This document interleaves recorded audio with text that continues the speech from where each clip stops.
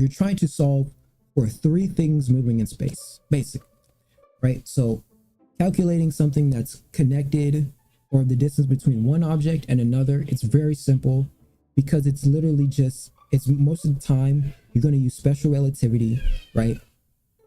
And or if not, right, you're going to use Isaac Newton's classic Newtonian physics, which is just going to be your basic maneuver or movement. So once you get to like faster, complex, quicker movements, that's when Einstein's special relativity comes in. So that's how we know things in nature have like a particular capacity speed limit until they change, right? So like in terms of like the speed of just matter in general, or like the moon or something like that, when objects move in space, especially like craters and stuff, when they hit the moon or they hit surfaces, we know that there's a particular speed in which once they smack the surface, it hits a omnidirectional crater, which creates an isotropic explosion. So we know that there's a particular speed in which things can move, and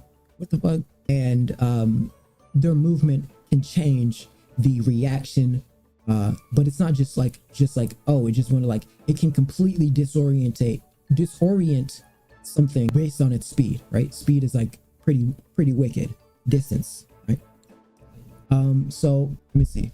So it says sympathetic vibrations get there. This is his Twitter. Okay. So apparently he solved the three body. Where is it at? So the three body solution is, or third body problem. I keep saying solution. It's basically so the calculation between two of these objects in space is pretty easy to calculate. You're just going to be calculating speed, distance, or speed times distance, right? Or you're going to be calculating, or so when you add a third, right? It's practically impossible, because it's almost like think about it. Like think about two lines that connect to each other, and then think about once you add the third. Like I'm trying to like simulate this. Like the line that calculates them is like a still line, but then the other line that's going through is like a calculated like it's like a ton of lines, almost like infinite lines, kind of going and changing constantly. Like it's the same thing that, and this is what I was trying to solve for with my potential retardation equation, where it was radius times, it was, what was my equation? So long ago. Man. Ooh, that was a long ass time ago. I forgot about that equation. I think I have it saved in my notes. It was something along the lines, because I was basically calculating for speed, and because the potential retardation equation, it's the potential energy. So like things like where the matter's moving everywhere, right? Because like you can't really calculate for, you can calculate for individualistically, but you can't calculate for the entirety of it, right? So it was me trying to come up with a equation for kinetic electromagnetism, and I think that's what it was. It was so long ago, because we have like potential energy, we have a potential electromagnetism, but I don't think we have kinetic so basically it's very simple, but it's not simple. It's so his solvulant is apparently, so it says resolving the third body linchpin tetrine and Howard geometry. It's Howard comma geometry. What the crust is that, bro? Okay, so my one was, I think it was, trying to remember, there's no way, like the similarities of it is it's always going to be something of radius. It was like radius, I don't even remember, bro. I think it was k equals radius cubed, and then divided by 2. I don't even remember, bro. That shit was so long. It was like a year and some months ago. Okay, so it says resolving the third body. So let's see what he's talking about. Okay, classical formulated by Newton seeks to predict the motion of three celestial bodies interacting gravitationally, right? Despite centuries of study, the system's chaotic nature and extremely sensitive initial conditions have prevented the formulation of a general analytical solution. Okay, let's see. So our novel approach introduces harmonic corrections and geometric constraints that stabilize the three-body system. No, we're not supposed to be solving for something that's stabilizing. What? Linchpin geometry imposes curve, linear, tetrahedral constraints that stabilize chaotic orbits. Self-organizing resonance nodes correct phase instabilities. Establishes a higher order harmonic resonance correcting cumulative preparation or what the fuck? Perturbations. What the fuck is a perturbation? Okay. Okay. So what is that? What does this mean? Does he have it drawn? Does he have a drawing of it? So we introduced the conception of curvy linear tetrahedral lattices in higher dimensions to stabilize the chaotic bifurcation of three-body trajectories. What? This has no. Hold on. That doesn't make any sense. Why is he solving for a? So the only thing that's throwing is like, if you're solving for a higher dimension, you're talking about something that doesn't have mass. We're talking about like light, a photon, right? We're talking about gravity, which is just the relation of curvature space. Like, so we know like dark matter and all this like dark matter, dark energy sort of like bleeding in, sort of like this gravitational weird, almost like anti-universe bleeding in of another form or force that's happening points even to our universe, right? Creating this like disproportionate distance between things, right? Like we know that things are made of this dark matter because of the way that gravity, we know because they're ontologically in relation to everything around it. It's similar to the Higgs boson, but it's not granting mass, but it is the result of the mass, which is kind of odd, right? It's kind of weird. Like, how the fuck is this thing the result if it's not granting the mass? So it's very hard to try to describe and put it in words linguistically. So let's see. It says, let's position three bodies. Okay. R. So we're using exponents or radius. Why am I asking as if, okay. So KTCAs. So is that kinetic times, or is that kinetic times time equals, or are we talking radius cubed or divided by 3? So the radius, whoa. What are we doing? What are these exponents? And he's changed the direction of them. Okay. Wait. Okay. The curvature correction harmonic scaling factors ensure that dxt equals 0, thus creating a stable geometric node. Okay. To further correct chaotic instabilities, the system undergoes harmonic bifurcation in imaginary and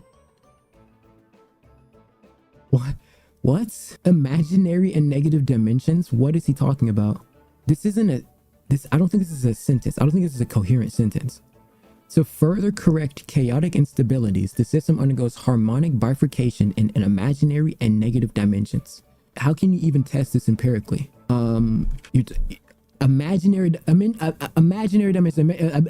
that don't exist. Okay. Where F, K, and G, K are curvature correcting harmonic functions. So, okay, so node plus 1. I'm assuming, okay, and K plus I X F. So this is the property. So, okay, so one is the n plus 1 the, like, it's the coefficient of the rest of these numbers here? The rest of these numbers plus 1. Okay, so ix f k minus 1x g. Okay, whatever. The Howard comma introduces high order curvature corrections. So he comes to a singularity, the perturbative deviation of the system. Okay. We demonstrate that the introduction of harmonic constraints results in periodic orbits of the three-body system considered the perturbative Hamiltonian proof of the periodicity through invariant manifolds. The correct system maintains periodicity by confining orbits and invariant manifolds defined by the linchpin geometric constraints. See, I don't know if his math is right. And dude, my eye is so fucked. All right. So, like I would want to plug these into I'd want to plug these in, and this guy's last name is Yap. Yeah, this is a whole bunch of Yap. I'd want to plug these in and see if they work. This, right, like, it sounds like coherent mathematics, but it doesn't sound, it's not like definitive enough. Like, there's like things that aren't describing properly. What's good, Anwar? Oh, hello, do you think we live in a simulation? Yeah, 100%. It's not even a question. I think we live in a regenerative, Masonic controlled, everlasting, spiritual, inferior, light code matrix. You know what I'm saying? Let's see. Okay, and definitions. But these aren't. So bifurcation through I and negative dimensions. The Howard comma correct. Computational validation and results. Simulation setup and initial conditions. We perform numerical simulations of the three-body system corrected by Lynch constraints. Howard commas. Initial condition simulation results demonstrate a dramatic reduction in chaos divergence with orbits stabilizing along resonance nodes. Chaotic divergence with unpredictable trajectory bifurcation. Stable periodic orbits stabilized by harmonic nodes. The framework can be excluded by model larger in-body systems with gravitational instabilities corrected by harmonic bifurcation. Future work may explore applications of Tetrane-based constraints and quantum mechanics to harmonic interactions at micro and macro scales. And like, dude, I feel like I'm just reading, but I'm not getting anything. The incorporate, like, okay, future quantum harmonic extension. This sounds insane. The QHE, okay? Future work may explore applications of Tetrane-based constraints in quantum mechanics to model harmonic interactions at micro and macro scales. What does that mean? Like, are they saying that they'll figure it out later? That sounds like they're saying they were going to figure it out later. Future work may explore applications of Tetrane-based constraints in quantum mechanics to model harmonic interactions at macro or micro and macro scales. How is this a definition? This says what it's going to do later. Implications for in-body systems. The framework can be extended to model larger in-body systems with gravitational instabilities corrected by harmonic bifurcation. Okay, so is he just implicatively giving us this? Like, he's just implying it. What? I'm sold. He's just implying things and saying that these things are going to be things. The incorporation of linchpin geometry, Tetrane bifurcation constraints, and Howard comma corrections resolves the fundamental changes of the three-body problem. Simulations demonstrate self-stabilizing periodic solutions, validating the proposal theoretical framework. Okay, sure. Let's see. Terms and definitions. Okay, here's our terms and definitions. Okay, perfect. This is what we need. I don't care about any of that shit. So, linchpin geometry. Definition: a geometric framework that imposes curvy linear tetrahedral constraints on the three-body system to stabilize chaotic orbits. By introducing harmonic scales factors and geometric constraints, linchpin geometry ensures that the system maintains stable periodic orbits despite its inherent chaotic nature, right? Okay. Where K represents the tetrahedral geometric constraint.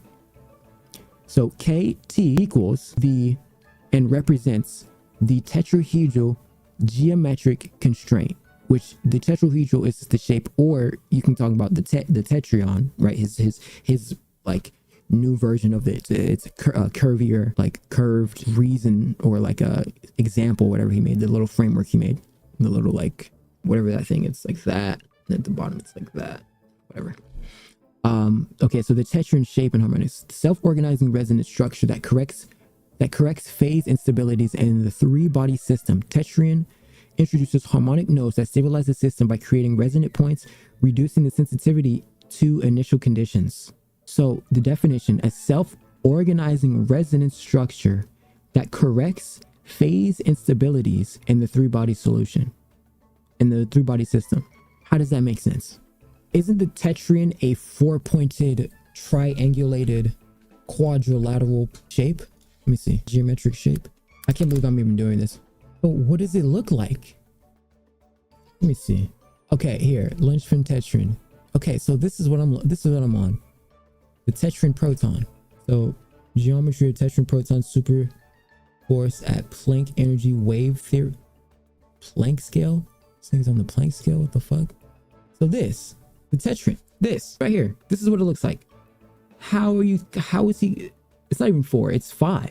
How is he calculating 1, 2, 3, 4, and then there's 5 on the other side?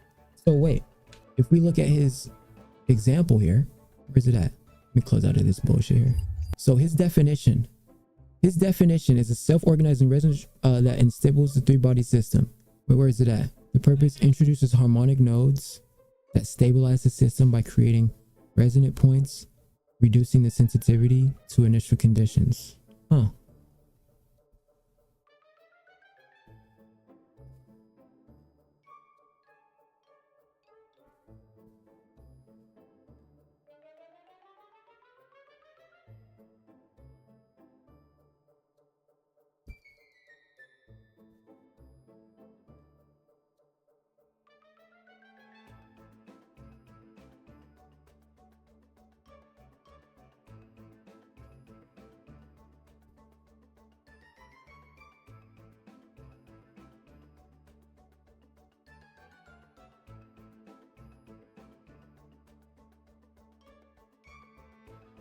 See, what for me, it's like it's the account for gravity I'm thinking about, because how I see, let me draw this. We're drawing. We're getting to the drawing board, okay? So the three-body system is a very complex system because it's damn near impossible to solve for, but it's not that hard. It's hard to solve for. It's also hard to even get someone to even realize or think about what it is. So if I'm not mistaken, so we got a star here, right? Oh shit. We got a star here, okay? We got a star in space. This is our sun. And we have the moon here, okay? So these bodily systems are super easy to calculate. I mean, you're talking about so easy. You're just talking about the easiest of the easiest. I mean, you want to calculate distance. I mean, you use special relativity. You can get these things. You can use classic Newtonian physics. If they're moving slow enough, you can calculate that easily, right? Boom. But once we start to add a third body, all right, this is our quasar, whatever the fuck, I don't know. So once we start to add this body, right, it gets fucking weird because its movement contradicts both of these things. So like, let's say we're calculating for this. We have a simple, I'm not gonna do the calculus, but we're gonna do a simple, like this is 1 plus 2. Oh no, this is nah, you know what we're doing? This is 1 times 1, okay? Oh shit, this is still like, this is 1 times 1, right? This is like, this is 1 times infinity or some shit. Like, it's like, it changes so, it's like, it's like it's moving so much that this one trying to, like this and this, you're trying to calculate for this and this and this one at the bottom is changing this one's trajectory while this one at the bottom is changing that one's trajectory. It's like insane. It's like a trillion calculations happening all at once right here. Like you're talking about a extreme amount of like where's my thing at? Oh my god, why is that so thin? How do I, where's my regular drawing stick? Okay, right here, this right here is damn near impossible because it's literally, it's moving. We're talking about, I'm just gonna do as an example, 1 times, oh shit, wait, no. Is there a way I can like, now 1 times infinity is infinity, but just bear with me. You're talking about, it's not possible. It's like basically impossible. Like its movement is moving this and this. But so what I'm confused is that this is kind of the shape of a tetrahedron. So his tetrahedral like fix, right? It's supposed to be that it's able to calculate the gravitational dissonance between the matter and the fabric of space and time. How is this possible? How can just a shape create and solve for a complex geometry that's moving on space and time? So I don't understand how the shape is able to do so. That would mean that there would be a set in stone, like it would just be, you're talking about a set in stone, like basic shape that is able to solve for a movement that's constantly happening. I don't know how that makes sense. I don't know. Okay, let's see. I'm gonna let him cook. I'm gonna let him cook. Okay. Let's see. So it says, so self-organizing resonant structure that corrects the phase instability. So this is supposed to save, this is supposed to complete what is this video? Oh, okay. So this is supposed to complete the three-body system by the shapes of it. I'm having a hard time staying with him, because aren't we solving for a thing that's moving on the fabric of space and time? So how are the shapes? We shouldn't be bringing in shapes. We should be bringing in numbers. introduces harmonic nodes that stabilize the system. But why are we trying to solve it? It's not a stable system. Reducing the sensitivity to initial conditions. It's a constantly moving system. It's similar to the potential retard. Let me go to the potential retardation equation. The potential retardation equation. It's basically the retarded equation. Scalar potential retarded equation. Okay. So it says this system, specifically the retarded, it's the same thing. Like, what the fuck are they talking? It's the retardation equation. Okay. From electromagnetism, right? This is what I was trying to solve for before, but I tried to create, instead of potential, kinetic, which I thought that's what he's doing, but whatever. Okay. So we're really solving for distance, time, and space, right? And obviously the speed of light. So in classical electromagnetism, the retarded potential equation describes how electric and magnetic fields propagate at the speed of light, accounting for the time delay. So also, is he counting for dilation, or the time delay retardation, okay, from a source to an observation point? There are two key equations, one from the scalar potential, which is V, and one from the vector potential, which is A. These arise from solving Maxwell's equations with a finite speed of light c. Beautiful. So let's see. It says, I'm kind of too high. Okay. So right here it says R is the observation point, the point in which you are. T is the time to at the observation point, so the time it takes for this, which is what this now. So now we can think right here. Now we can think about this, because now we're talking about our observation point. Our observation point is this, and now our distance more than likely is going to be the time, or like what you would visualize for the time, right? Time in maneuver. So maneuver. So this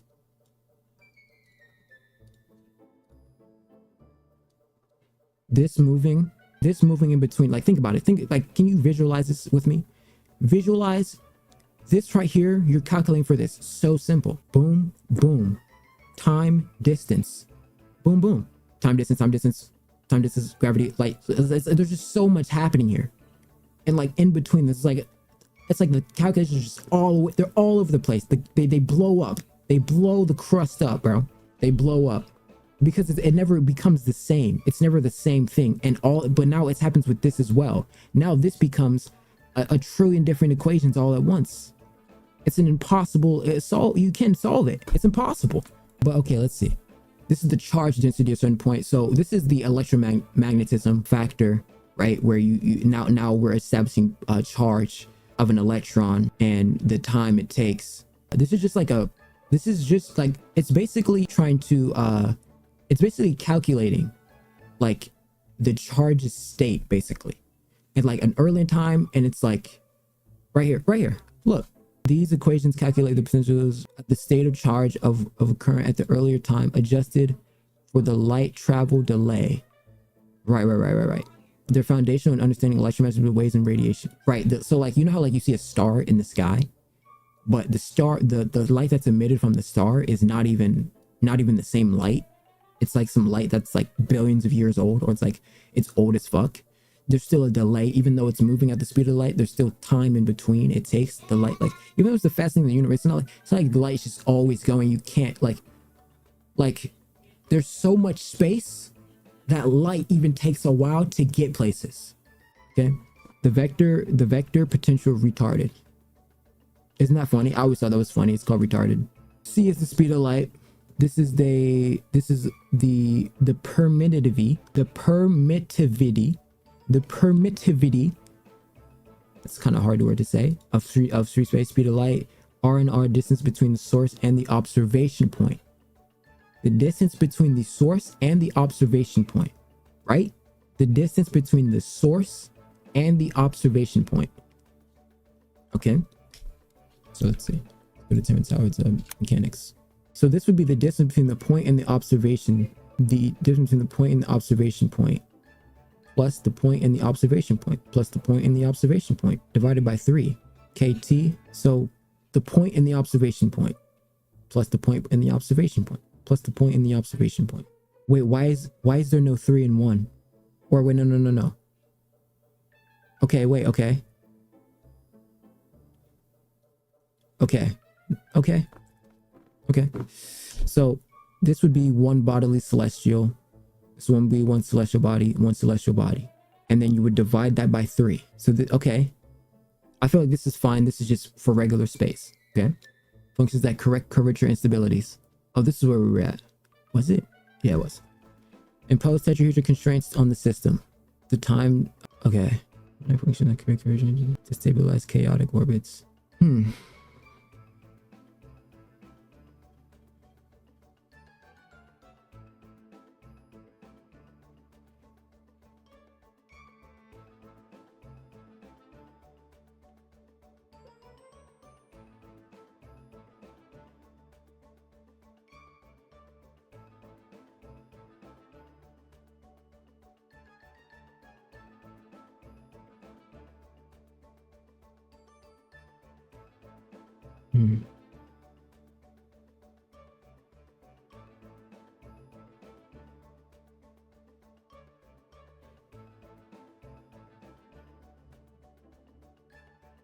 Okay. I'm thinking, okay. So distance, time. So if his distance and time actually comes to 0, which is the resolute, so it stabilizes the orbit, and you have your distance and so you have the point in which you have the point and the observation point. So the point of observation, right? Divided by, okay. So if that's a part of the equation, there's a chance he's cooking. There's a chance. There is a slight chance, okay? There's a slight chance. Slight, very, like 5%. Okay. Definition Howard comma. So this is his new equation, the Howard comma. Now, I don't know how or what to even solve for his Howard comma. This has to be his own. This is his own thing. I don't know what the fuck the Howard comma is. Okay. Howard comma, okay, equals 1. So he plugged it in. Okay. It's basically, he just plugged them in. Long-term stability by reducing cumulative perturbation. That's such a weird word. Perturbations. Perturbations. Perturbative deviation of the system at time t represents the small deviations that accumulate over time, which are corrected by the Howard comma. Right, this is what we're talking about. The small like there's these small little calculuses. There's these small little calculations that are like overbearingly immense, and you can't even solve it because there's too many. At even this, it's too much. It's maybe he's a god. Maybe he's a genius. Okay, the total energy of the 3-body system, including kinetic and potential terms. Okay, so now we're okay. Mathematical expression H equals, okay. Oh, gravity, mass. Wait. Is there, how do I do that again? What is it? What's the I think it's, how do I do it? Let me look it up. Wait. Oh, okay. So let me go here. Where's it at? Okay. So I'm trying to see if I can get a deeper understanding of this Howard comma. What? All right, we're asking the real one.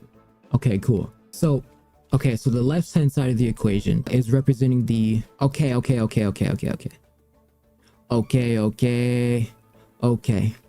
No. So the Hamiltonian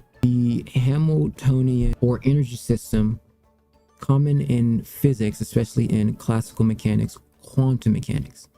It's a summation of the index k running from 1 to 3, which suggests the system involves 3 particles or components, since k goes from 1 to 3. This likely represents the mass of k. Okay, wait, hold on. So this square norms, which is just the sums over pairs of particles, right? And then the distance between the positions, the observation. Okay, this is likely a gravitational constant. Yeah, common in, yep. Okay, the negative. So now we're speaking God's language. Okay, the term is a bit ambiguous, right? So more context could represent an additional contribution to the Hamiltonian. So I think that's his introduction of the Howard comma. The right side is dividing H on the left side of this, suggests might be recursive. of approximate definition. Alternatively, it could represent some external potential or an interaction term specific to K particle. The equation looks like a Hamiltonian for a system of three particles interacting with gravity. The first term might represent a kinetic or positional energy contribution through the exact form of unusual less RK squared is a part of a specific potential. The second term is clearly the gravitational potential energy between pairs of particles, and the third term adds on to additional contribution that depends on K. Okay. So come here. So basically, it's a bunch. It's all together, right? You see it. It's like an amalgamation of part of each part. So you got you got the Hamiltonian, which is this, the three body solvent, and then you have the gravity constant, and then you have which you see he replaced the time for, he replaced it for I for J, right? Which is just basically a similarity like representation of the symbolic exponent, right? So you don't want it to, you wouldn't do R1 because it would just be, this is just the standard formula equation for it. So you're talking about the distance and the time between that, right? Which is R negative R, or Ri negative Rj, which is just an exponent, right? Representation. Okay, so some of this is looking like there's something here. Now, I want to know, what is he ultimately going to come to in a conclusive nature at the end of this? Like, do we come at either with an equation for the entirety of this, or do we come out here with like a standardized synopsis? That's what's going to blow me. The invariant manifold defined by the linchpin geometric constants. So ensures that the system orbits remains periodic by confining them to stable manifolds, which governs the strength of gravitational interactions between two bodies. Okay, so okay. Oh yeah, he did calculate for weight. Oh shit. Okay. Like previous before that, E stands for the stability, the gradient of the Hamiltonian with respect to the geometric constant constraint K, used to define the invariant manifolds that ensure periodicity in the system.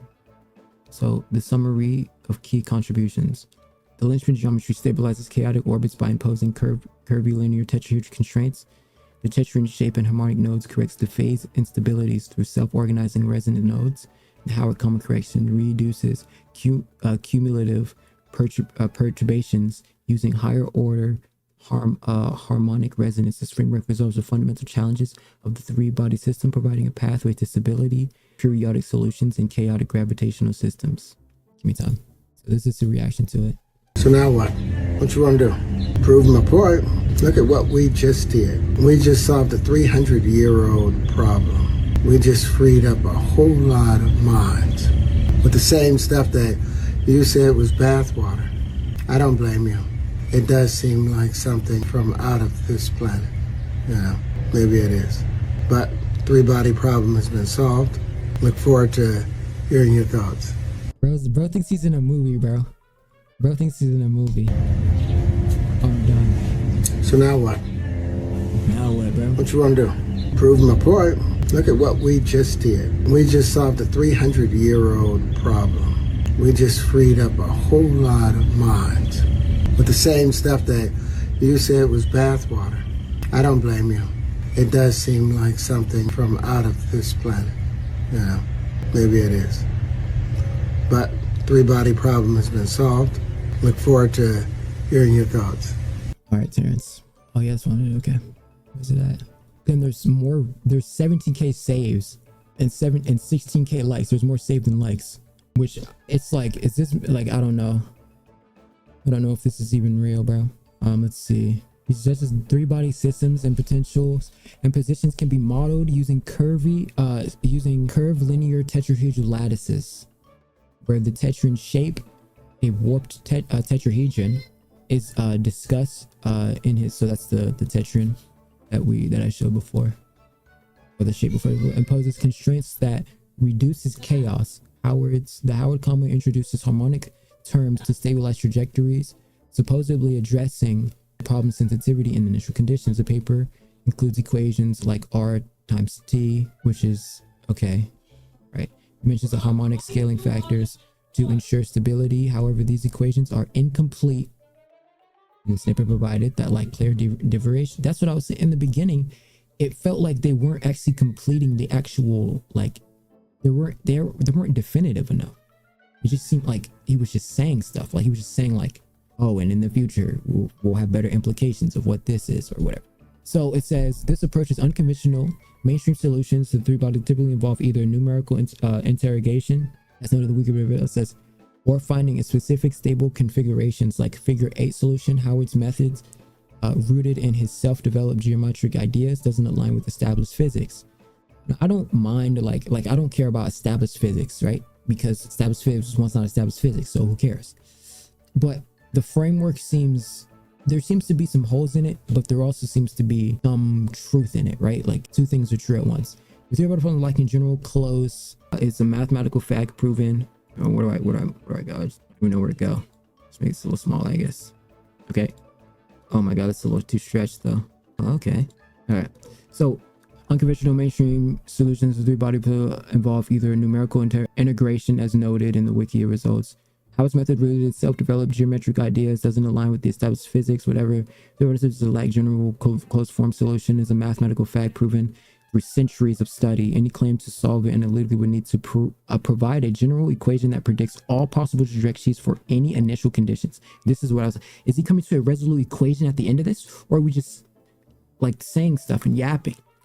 So, and the guy's name is Wayne Yap. Be rigorously tested and peer-reviewed by experts in celestial mechanics. Address the problem's chaotic nature, which Howard claims to do via geometry. Howard's paper, as presented, lacks these elements. No peer review. There's no evidence that his work is submitted to a reputable journal or... I don't care. This is nothing. A peer review is nothing. It is nothing in a sense of just because it hasn't been peer reviewed doesn't mean it's true. Or it's not true. That peer review shit is bullshit. I think peer review is the most dumb shit of all time. Vague mathematics. That's what blowing me. It's like vague implications of some forms of math, kind of just put together, sort of conglomerated together. And in a sense, it makes sense, but in a sense it doesn't when you really look at it. Let's see. The equations provided are incomplete and don't clearly demonstrate a general solution, right? We're going places, but we're not there yet. Are we there yet? Howard common corrections are not well defined in the snippets, right? Unorthodox terminology, which this is something that he's come up with, so this doesn't really matter, right? I mean, it's just him trying to define things that haven't been defined yet and stuff. So it says Howard describes this terms like tetrane and Howard common geometry are not recognized in physics. The tetrane, as Howard describes in the proton geometry paper, is curved tetrahedral structure, but its applications to orbital dynamics is speculative and unsupported by mainstream theory. I never care. Like, I don't care about a bunch of people saying that it's right or not. Like, I hate that, like, it's not supported by these physicists, so it doesn't mean it's true. Like, I don't give a fuck about that. Is it true or not? Fuck that shit.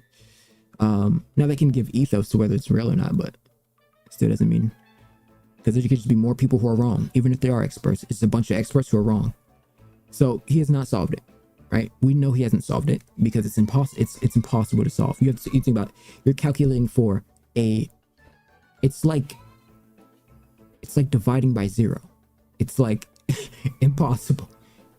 Okay, so no, Howard does not solve the three-body problem in any scientific accepted sense. His claim is presented in the ex post relies on unverified self-developed concepts like the tetrane shape and Howard common geometry, which lacks grounding in established physics. The paper he co-authored with Crisley provides no rigorous proof that he's been peer-reviewed and used terminology methods unrecognized by scientific community. The three-body problem remains unsolved in a general case, and Howard's work is more reflective of his speculative pseudo-scientific approach to than a legitimate breakthrough. That said, Howard's ideas may inspire creative thinking or philosophical discussions, as Wayne Yap seems to appreciate, but the realm of physics, his solution does not uphold to scrutiny. If you're curious about the three bodies, I recommend exploring numerous. Right, okay, whatever, who cares? Yeah, it's for him to be solving that just off the bat, like, this nigga would have to be God himself, I'm not gonna lie. Okay, what's a good mic? What's a good, like, is that good? Hello. See if I can hear myself. Hello. Oh, how we doing? Yeah. All right, that's good. I'm going 3 hours. Not that bad. 4 hours. It's light outside, bro. It's kind of crazy. His approach seems to be rooted in good faith. It's not like he's doing anything wrong in terms of the calculus. Most of those equations are already like pre-established of pieces, right? Like he has like pre-established axioms that he's using in a sense that he's conglomerating together to come to a conclusion. So I think he has the right idea. I don't know if he's tested these things. Like you can write the paper, but if they're not tested or been proven, which is what what Grok is saying, right? It's like, no, he hasn't solved it in the fact that like we haven't tested it, so we don't know, so we can't really say like definitively solved it.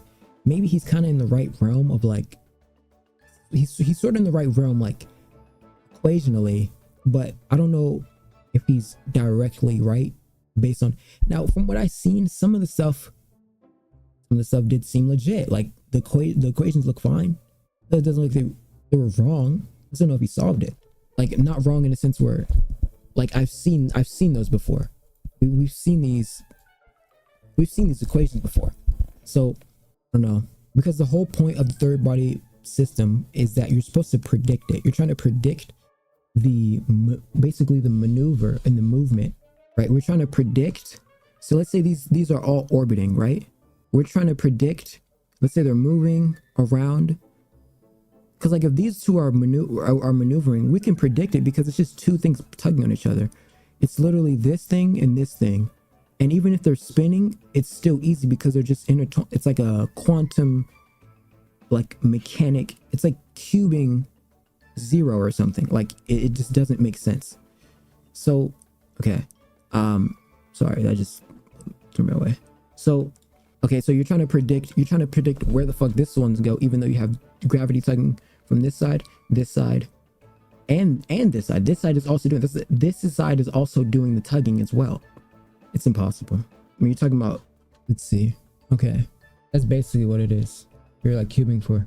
So yeah, he's trying to predict something that's like unpredictable, not on the basis of like we can generally get it, but it's not a defined mathematical constant based on its unpredictability. And then you also have to think about, okay, this is just like a shitty example, right? But think about like the distance of it being below.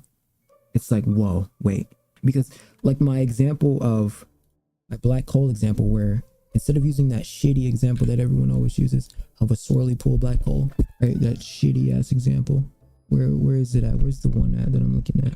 You know which one I'm looking for, bro. Where's it at? I need like oh my god, look at that black hole neutron star. Okay, this is kind of an example. Okay, so like you see how this is up here, this is down here, and this is down here. Look how dense that shit is. Like, so you got a neutron star, right? Pretty simple. And then you got this one over here, all like wiggle dicking it over here. So not only just like this, because mine's just like a two-dimensional shitty example, but think about once you start to get to a different dimensional pull, like the tug becomes extremely hard to even. So now think about this thing. So these can like spin around each other and be totally fine, and you can easily see how that can like play out, right? But then you got to think about, what about, because like there's this distance between which this goes away, and this isn't doing it like an immense tug and pull on these two, right? But then think about, this thing is super far away, and now it's pulling on these two at the same time as they're doing their thing. So it's set in curvature. It's not going to be the same as this as if these two were just in their own regular planes. Would never be the same. It would throw everything off, because this one would always do this, and these two would always do what this one's doing, but this one's always doing this, or this one's doing, these two are doing what this one's doing while they're doing what they're doing. You can't predict that. You can never predict that, because it's like it's like God is doing itself, like God is moving itself. The space and time is moving it itself. There is no point in which, like, if we throw a ball out into space and we throw another ball out into space, they both are like in unison in some sort of like quantum entanglement factor, right? And everything's quantum entangled, but I'm just using that as like a analogized sense. So you got this ball floating into space. Cool. They're right next to each other. You can calculate where this one's going to go. If this one was dense enough and it started to pull on this one, you could tell where this one's going to go because it starts moving. Well, now let's move, starts to maneuver, and you can't even begin to figure out. Now, this is a bad example because this is like a flat plane, but we're thinking about, let me see if I can find the picture. Gravitational pull, what would it be like? I don't know, like a graph, like black hole graph or black hole, I don't know, black hole example. Bro, where is it at, bro? What would I even, like this right here, kind of, and kind of like this. Now this is Earth, right? But right here, black hole. Where like it's happening at all points in space. You're talking about all over the world, or all over the points in space. It's all pushing in on it, because like you look at these examples, you look at like, okay, yeah, that's kind of how it is. I understand, but it's like space is like water. Like water is like a blanket for space. Space is water, and you're talking about all these points are being like pushed in at this very like singular dense area, right? So to try to calculate for two of these, right? So let's put an example, two of these. Can I draw this? I don't know if I'll be able to draw it. How do I clear this? So then you got, so to try to get it at like, I don't even know if I do this, but like you got like, oh God, bear with me, bro. This point of this very dense area, right? This is a horrible example. Or let me go like, bear with me. Is this right? It's just like the corner marks. I'm trying to get it like there's just no way I can do this, right? Like it's just impossible, bro. Like it's just impossible. I don't know. But basically, all right, we're just gonna do like 4 lines. Okay, this is my density complex. Just do like a couple more. All right, this is the dense thing, right? This is a dense thing, this is the density, right? And then you got density thing over here. Okay, we got dense thing over here, which is also tugging on this. So we got these lines that are pulling against each other, and it's like very easy because they're right next to each other. They could be spinning and it would be fine because there would be this tether of their gravitational pull, and it wouldn't be that hard, right? Special relativity, classical Newtonian physics, you could get that knocked out in a second. All right, now let's get our boy dense ass black hole number 80 fucking billion, and this guy gets his dumb ass over here. But now look, the lines that were more perpendicular are now going into this shit. They're like curving, they're like curving now, but the curvature is making that curve. The curvature is creating a curvature. You're solving for a curvature that's creating its own curvature, creating another curvature. The balance is impossible. It's like basically impossible.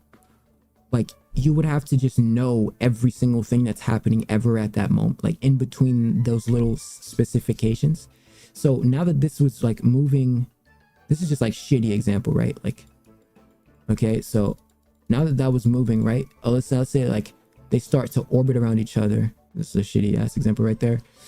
So now it becomes even harder because now you have, I mean, the resolution doesn't really matter, but it's the predictability of where either of them are going to go now, because now they basically, it's been replaced from start to finish. Like his R, like the RJ minus R, or the RI minus RJ is the point of the distance, and then the point of the observation point, or the point of contention, and then the observation point, where your point of contention is basically trying to or the point of contention is exactly where it is, and then your observation point is where you are and trying to predict where it's going to be due through time. So the time and distance is going to be totally different if you're adding a third party that's going to like redo the potential of the energy, right? So it's like redoing the energy, which is redoing the curvature. So the curvature is basically impossible to predict because it's not even possible to figure out how the curvature is going to predict its own curvature. It's like very weird to explain, but that's basically it. Now, get where he's coming from, where if you're trying to solve for that, then maybe you can. Maybe there's something away, but to try to solve it with a shape, what does he call it, the tetrahedron? I don't know if that's gonna be possible. How does the shape look? I want to see if I can draw it. It's like that, then it's like that, it's like that, or something. It's like, how is it? How does it go? It's kind of like that, right? It's a decent version of it, I guess. There'll be more code at the bottom, but so I don't get how this tetrad is solving. So if we have balls in between these, right, where he says it's where four bubbles meet. A shitty example, hold on.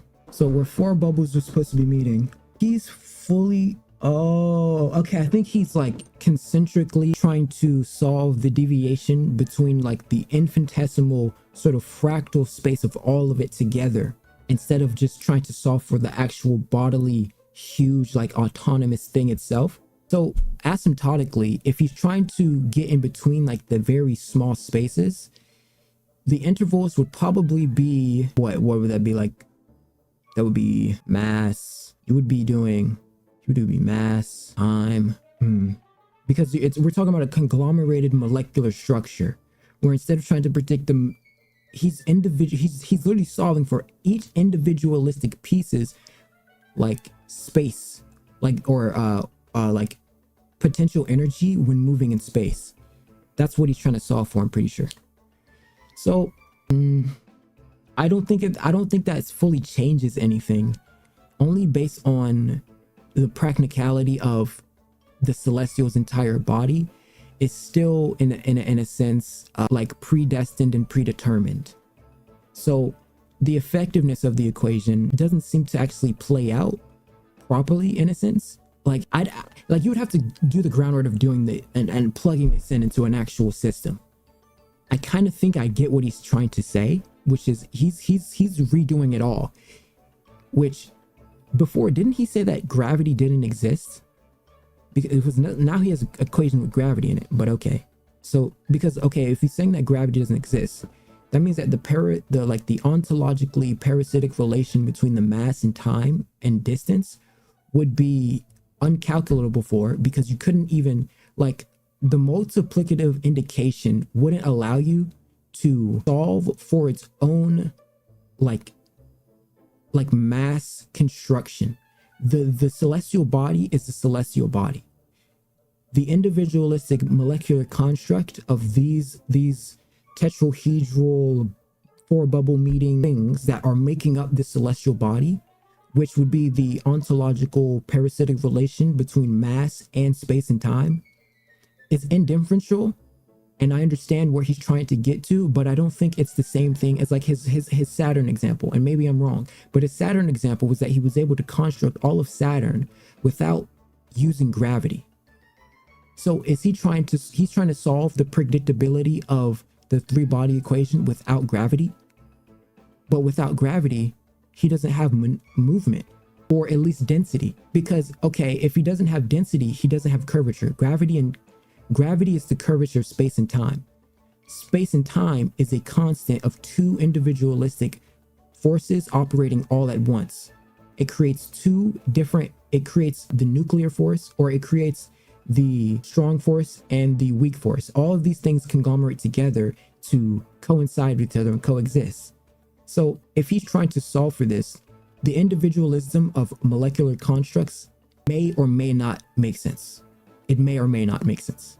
Because if we're trying to predict for something that is gravitationally rotating, like, let's say his Saturn example is true, right? And he did make up the system without using gravity.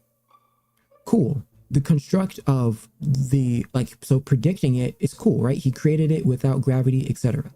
So the difference between what we're looking at now and what we were looking at prior, which is the gravitational makeup or the non-gravitational makeup of Saturn, and the predictability of the three-body system. The three-body system doesn't need his non-gravitational equation, because we need to solve for the gravity, because the gravity's way more important here, which is why I think he included it, because it's way more important here. It's more of a constant in the equation and less of a derivative indication, indoctrination of gravity. He's indoctrinating gravity. So yeah, I don't know. I would like to think he solved it, but I don't know if we can say he solved the three body illusion. Plugging in his calculations. So what is his Resolved equation. Dude, they're frying him in the comments. They are frying him in the comments. Oh man, Dunning-Kruger, retarded. You're Asian and a poker player. How do you fall for this shit? Lol, Howard's a legit retard. It's Terrence Howard claims, so you know it's nonsense. Nothing against this guy, but can you explain this to me? People diss him as crazy, but I think he's brilliant in his own way. He's actually non-traditional learned, but he's not dumb. He should be heard if he actually solved this. Grok, explain this like a mentally handicapped and need a full-time caregiver. Okay, imagine 3 balls in space pulling on each other with gravity, like invisible strings. Scientists can't predict their dance. It's too messy. This is puzzles old. Wait, what? This puzzle's old from 1700s and still unsolved. Terrence Howard, an actor, says he fixed it with his own weird ideas, like Lynchman geometry. But real scientists said, nah, you're not one of us, and your stuff's not proven, so it's probably not legit. Does Terrence Howard believe the Egyptian kings and their empire were built by black people? What the fuck? I didn't know you could piggyback on Grok reply. Me neither. I didn't expect, but what is this? What is that? BLM, bro. BLM. Okay. The 3-body celestial, no document. Oh my gosh, what the crust? Wait, did he ask Grok this or something? For you nerds who need this. So, okay, imagine there's 3 friends playing with bouncy balls in a big empty room. Each friend has a ball and they're tossing them around. Now let's say the balls are like planets and they pull each other with an invisible force, kind of like how magnets sit together. If it's just 2 friends tossing the ball back and forth, it's easy to guess where the ball will go. It moves in a nice simple pattern, like a circle or an oval. But when you add a 3rd friend with another ball, things get wild. I think this is maybe like the easiest way to try to draw why it's such a retarded equation or retarded problem, or kind of an easy way. So you got the 2 balls that are going around here, and then you got this 3rd fucker who just came in here like this, like, and just threw the whole fucking shape off, right? So like this is a very simple oval, but then you got this. It's like, where the fuck did this nigga come from? It's like a ring. It's like a ring around a planet. So I guess the shape would be like that. The shape would be like, or the shape would be like, well, you'd have to like make the dimensions for it, right? You get what I'm trying to do here? I'm trying to create like a 3rd dimensional shape of this thing. Kind of looks retarded, but yeah, I don't know. Or like, let me see if I even draw that. So it goes like, no.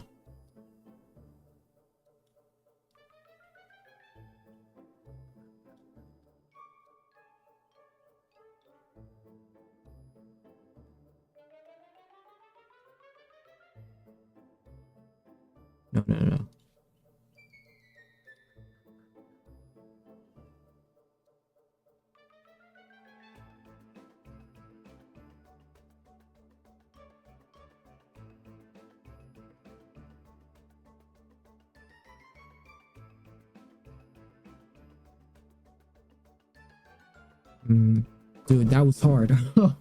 Oh my gosh, that was hard. So what I was thinking about is like, it couldn't be something like this, because this indicates that there could be only 2 or 4. So the 3-body solution adds a bit of like obscurity to it. This is a shitty example.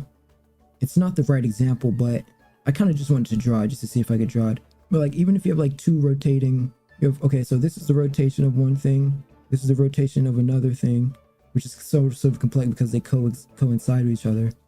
So then imagine you add another one where it's like, this guy's like called a SEO and ask him how to try. So there we go. That's kind of it, right? But this one will probably go across it. Yeah. Okay. Is that is that it? Is that right? Is that right? Kind of, that could be a logo, low key. That kind of reminds me of what's that one logo? Wait, is this the Asgard logo? Is that the Asgard logo? That's kind of like the Asgardian logo. Hold on. Yeah, it is. Or it's similar. Not really, but it's kind of like it. Thorn's Operator logos looks a lot like the logo of Asgard. Thorn's Operator. What is Thorn's Operator? Oh, some game? How we let the people get...